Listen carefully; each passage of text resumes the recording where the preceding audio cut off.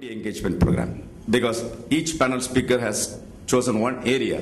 I thought of restricting myself to not in the conceptual area, but take a real community engagement program and what are some of the possibilities and prospects we have in that. One major point of the young white generation we have is that they don't join merely for altruistic motive, but they also have instrumental motive. That means they have got ability to sing or ability to organize, ability to plan, and they want opportunities, and then they are interested in a community engagement program. They'll have more of sociability motives, like when they want to join a community engagement program, they want to see, do I have some friends? Will I have some friends to meet, people to relate with? So the challenge or the possibilities for a community engagement program, if it has to survive, sustain itself, is that take care of this particular thing. This is one area where I would like to focus. What are some of the dampening factors, affecting factors? Many faculty members do not really orient students, first of all, why there is a community engagement program, what you are going to personally benefit and how the community is going to benefit. No, you come, enroll, attendance, go. So students actually feel that they are not really part of the program. No useful activities. I gave you big list of activities like engaging in the self-help groups, maintaining websites. They are all little more where you involve in the community. Whereas there are certain things like blood donation. They stop doing minimum things and they don't really take up to useful activities. Another important point, no regular activities. A lot of research studies on university community engagement, they tell you, students have a psychology that if you have any activity, it has to be regular. Once in a while, when you think something, you call them, they lose their interest. Many of the programs have got this problem, staff members' disinterest. What are some of the facilitating factors for us to know when we want to manage a community engagement program? Involve them in planning. Don't plan in your room with your management, with your faculty, pass on to the students. They don't take it well. This generation, okay? Then we have, in our own college, we have been very successful because we divide them into a team of 10, one leader. It's all done through only the leaders. The leaders project themselves to the community. The faculty take actually a backseat. And these are the leaders who plan the program, they execute the program. And the last thing is that research studies also support this view. I don't have time to give that okay, these students have to internalize the benefits. You must create opportunity for them to think and internalize. Perceived organization support. They always look for a pat on the back. Okay, hey, done well, nice. Things really enhance their motivation. And activities have to be well structured, pre-planned, regular, and community oriented. I think I will skip this if there are any questions, because this is about, sometimes they say, no, female students are more interested in community engagement programs than male students. No, I think that's not our experience. So if there is any question, I'll come to that. This is also about what type of values are needed for such students. I'll come to that later if there are any questions. This is an area, 1 or 2 slides, and then I'll stop. Staff-related major concerns in running a community engagement program. Many faculty members are not coming forward. I'm talking about Indian experience. I'm talking restricting it to Tiruvallur University and Anna University. I'm not trying to generalize beyond that. Many staff members are not forthcoming. Okay, you have to tell them. Then management always dumping it on junior faculty. Someone joins, you take it up, you take it up. Senior faculty meant for, a lot of other things, more strategic and all that, and this is for. So there is an attitude like that.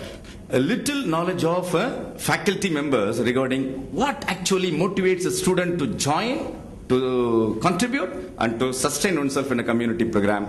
And a negative perception as, oh, this is an additional workload, and if you ask them to go for training, I know everything, or that type of attitude. So these are some of the concerns. When it comes to the universities, the problems are, the Tiruvallur or Madras University is one thing, but the Anna University, full of engineering colleges. Okay, most of them are private, for-profit type of colleges. They keep this community engagement program just for meeting some of the requirements from University Grants Commission, All India Council of Technical Education, and those type of things. This is one area of major concern for us in India. Then, as Professor Peter was telling us, still some of these colleges and universities are keeping it as a community service program. They have not gone to community engagement. Now, he was talking so nicely about how then it is now becoming a professional service, becoming a commercial service. It is just like that. So it's a PR for many of these institutions. So that's another concern. What is the way forward? Last slide. Okay, we will come back to Chiang Mai from India. Okay, otherwise they'll ask you for immigration and all that. Measuring exemplary performance of students and faculty members for psychological rewards. No monetary rewards always creates problem, but each one wants to be recognized. And I think we must have some performance indicators for that. Accounting contributions of students and faculty. This is where we take it for granted. It is community service, but what are the economic value added to the community? What is the social value added to the community? What is the cultural value added to the community? We must account and tell. Then assessment with certificates from students' point of view, I think they like it. Then mandatory training and orientation for faculty members. And among universities, I think we need to go for standardizing benchmarks and peer assessment to be done by universities. Thank you.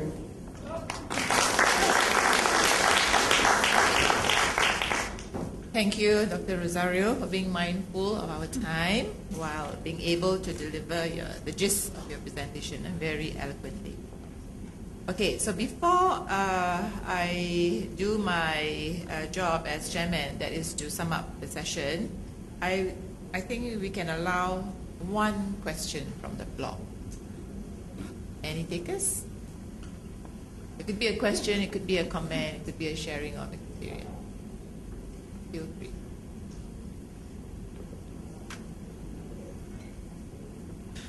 Thank you very much. Well, just to break the silence so that we say the audience doesn't sleep. When we are not sleeping, perhaps. Okay. I have seen some initiatives from, let's say now we have initiative, we can see that we have initiatives in Malaysia, in Thailand, in Indonesia, and also in Australia.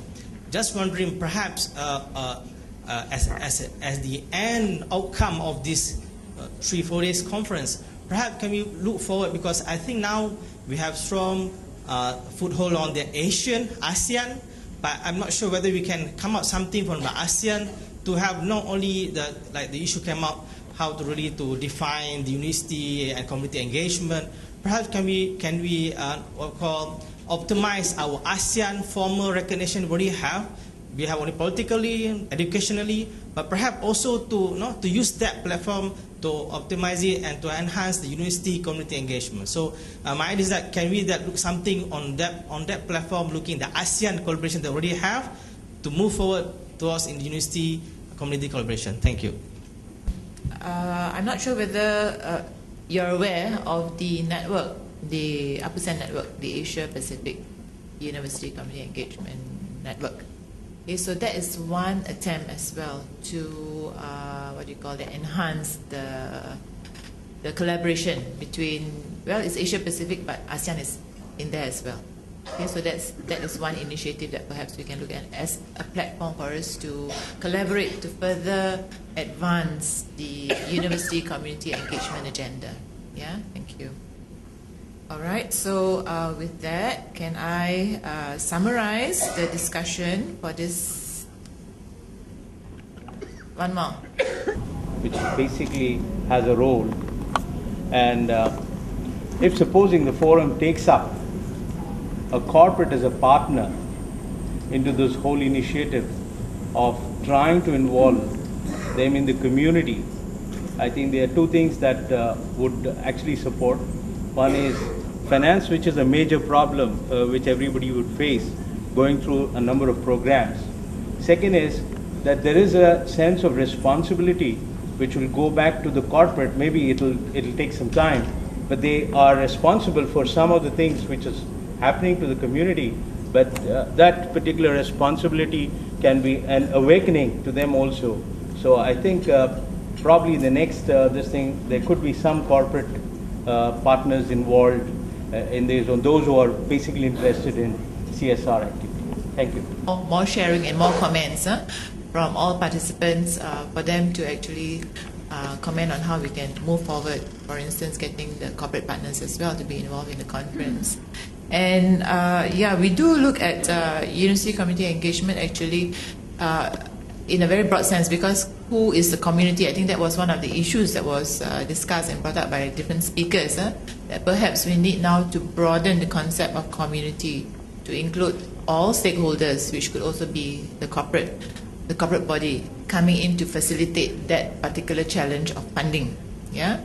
So with that, can I now go back to the summary of the session? So we were looking at prospects and possibilities. Yeah. So I can see that it is quite common coming through, not only from this panel, but from the different keynote speakers and the other sessions, that the challenges facing us right now could be perhaps first and foremostly that most universities, whether at the national level or at the university level, there is no clear or strong policy statement supporting community engagement, university community engagement. And because of that limitation, there are implications in terms of funding. Okay, that's one issue. Limitations also in terms of the reward system, the promotion system, and recognition for academia to be actually fully committed to do community engagement. Because I think most universities, it's not just the universities in the developed Western world that are now focusing on ranking, even the universities in the developing world are also focusing on ranking. And other than reward system, recognition and funding, this also has implications for the time allocation, okay, of academic staff to do community engagement work. And then there's the other challenge of the buy-in from the different stakeholders, the different members of the community. Value system might be very different. For instance, if we talk about the needle exchange program, this is quite a sensitive issue in those countries where religion and the religious leaders, might actually have very different views of what you're trying to do through the needle exchange program. Okay, so it might actually be a clash of values and religious sensitivities. And based on these challenges, we can also look at certain possibilities and prospects that were presented. And one of them could be benchmarking. Okay, for us to benchmark what we mean by community engagement, to give a clearer picture to all those in academia who want to go on and do this as a core business. So with that, we have to be clearer in terms of what we mean by community, what do we mean by engagement, because we know engagement is more than just service. So this has, we need to be clearer about the methodology that we use. Because we have seen terms being thrown about like co-learning, learning exchange, participatory engagement, and so on and so forth. So we need to have a clearer definition, and that would mean benchmarking as well. We have to be pragmatic, okay, because we know we cannot change the system overnight. And if universities are still maintaining their core business to be focused on research and publications, then that compromise would be, as what Michael has said, engaged scholarship.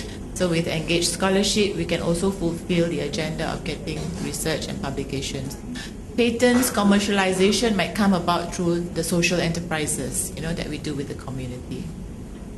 So I think that is, in a nutshell, the summary of this particular session, right? So with that, I would like to thank once again the 4 speakers for their contribution and presentation today, and over to.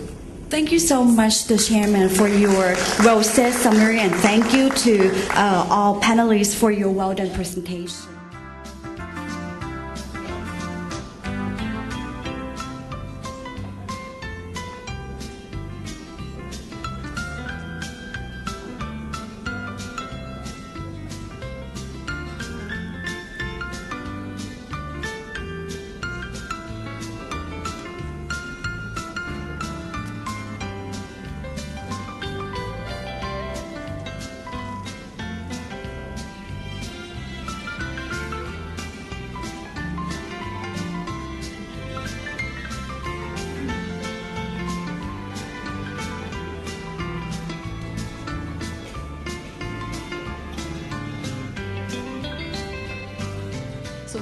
start, we will have Professor Kutil, who will be handling this participatory closing session along with volunteers from the floor. So the floor is yours, and Professor Kutil will try to get some of you up on the stage, and some of you might want to just share ideas down there. So please, the floor and the microphone is yours. Okay, thank you. This is a chance that I've heard a lot of people asking during the conference that you wanted to discuss anything about the conference, any of the topics, why we're here, where we're going, and we have about 15 minutes. So the first thing I would like is somebody else to come up and sit here with me, at least for the first couple of minutes, and maybe we might do a rotation. So I need one volunteer, somebody who's... Here we go. All right, so this is really your opportunity, which means that you have to get up and grab a microphone and say something that you want to say. I'm going to ask you to be pretty succinct, but if you want to introduce a topic, please do, and then maybe others can respond. I've been given a bit of a cheat sheet here with a few notes on it, and the first note is a question: why are we here? Which is a pretty basic question going back to, I'm here because I want to come to Chiang Mai. And that's always really important with a conference, but it's also really important to acknowledge the work we are doing, the common vision, the common goals. So perhaps if we could, I'm going to introduce our guest first, our first volunteer, but I am going to, if I don't get a volunteer to tell me why we are here, your personal perspective, I'm going to start nominating somebody to come up and tell us. All right. Yes. I'm Fiona O'Sullivan from the Australian College of Applied Psychology. The reason I'm here with my colleagues is we are part of APUSEN, and we believe that working with our communities is essential. So one of the things that we've really noticed whilst we've been here and have reflected on is the different ways that Asia and the Asian countries tend to engage with the community versus, I believe, Australia, and I think, Michael, you certainly highlighted that for us earlier today as well. Within our own organisation, we tend to engage with the community through our student fieldwork placements, looking at putting our students with community agencies to enhance their own skill development. Whereas what I've found listening to the people through the conference over the last 4 days is in Asia it's done with so much more heart, and your students go into the community just to see how they can help, just to experience the community and bring that back to their own learnings within the university, and also that the universities are looking at how can we assist the community develop further, be sustainable, keep the traditional, as we heard yesterday, Tuesday, and also be innovative about the way that we're doing that. And I think it's a great opportunity for us to look at our inter-institutional collaboration. I'm certainly going to be having a conversation with Michael later. I think we do it quite well with our own college and working with USM, and certainly want to do some more work with Papaya University, but I'd like to be doing more in Australia with our own. So I think it's about saying, how can we all stay in touch? How can we all work together and not worry about promoting our own university? Peter, you mentioned that earlier, our own university in raising its ranking level, but how can we all work together to further the cause of community engagement and keep the heart of community engagement at the fore? Thanks very much, Fiona. As you've seen, it's not difficult to come up here. Perhaps somebody would like to respond to Fiona's